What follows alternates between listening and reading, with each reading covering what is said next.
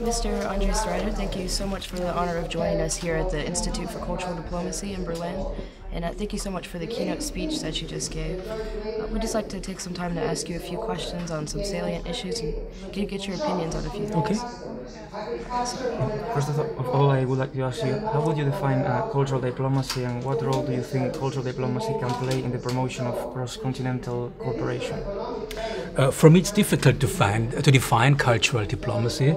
I would define it, let's say, the role in a way of cross-sectoral cooperation to, let's say, to moderate processes, to moderate international, and to improve, let's say, international communication between different partners.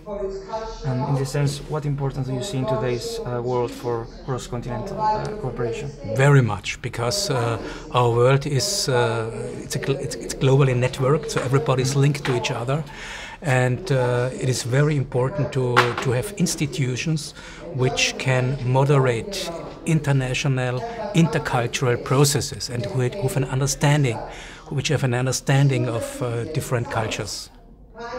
Now, in your opinion, what role do you think culture plays in the creative process, or the creative industries process? And is there any particular successful project that you follow that you could maybe highlight for us? The culture plays a very important role in a creative industry. First, as far as branding tool, as far as the image is concerned. Yeah, if you think it, famous places like New York or others, they have a lot to do with culture. So culture is always let's say, it's strengthen local identity, cultural identity, and it's a good ambassador of regional life.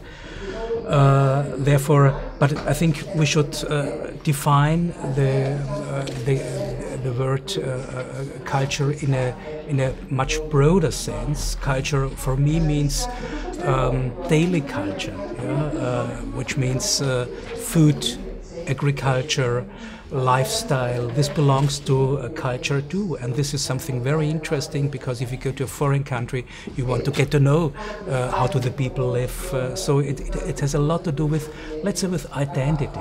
Yeah, and identity is the most important thing we have. Exactly.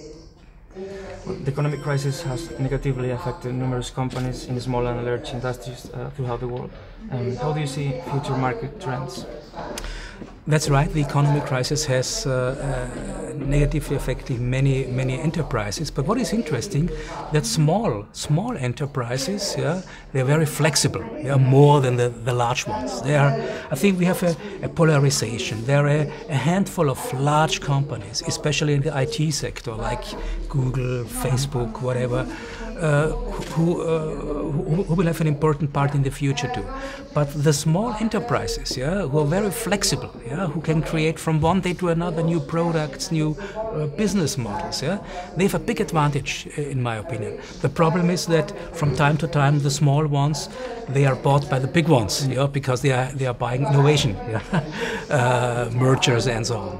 But in a way, I think for the future it's good to be small, to be networked, and to have a good networked organization business model. Which sectors of the social state do you think could be improved in order to reach the benefits of creative economies? Many. Educational sector, for example.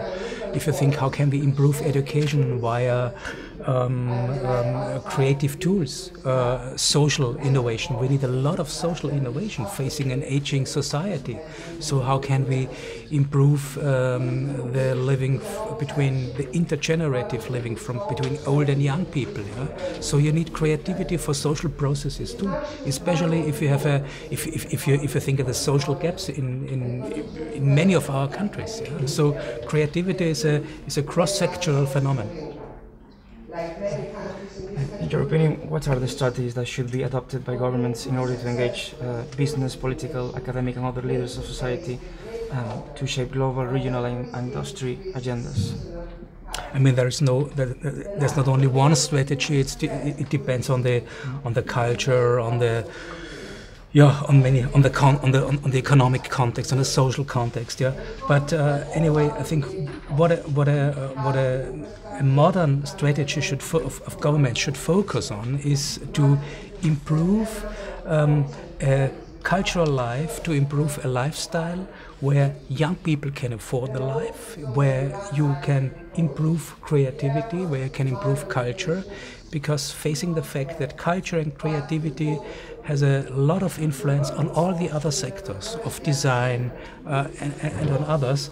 And I think it's a question of consciousness, mainly. It's a process of consciousness to communicate how important it is, and it starts, let's say, in school. Yeah, if you start with the little children, yeah, there it starts. Yeah, it starts. How can they improve their creative tools? Yeah, and I think the main part is therefore to invest in education. Yeah, but in new ways. Yeah, mixed with creative elements. Well, thank you so much for your time today and for speaking with us. Thank you. An honor and privilege to have you here. Thank you. Thank you. Thank you. Wish you a nice day.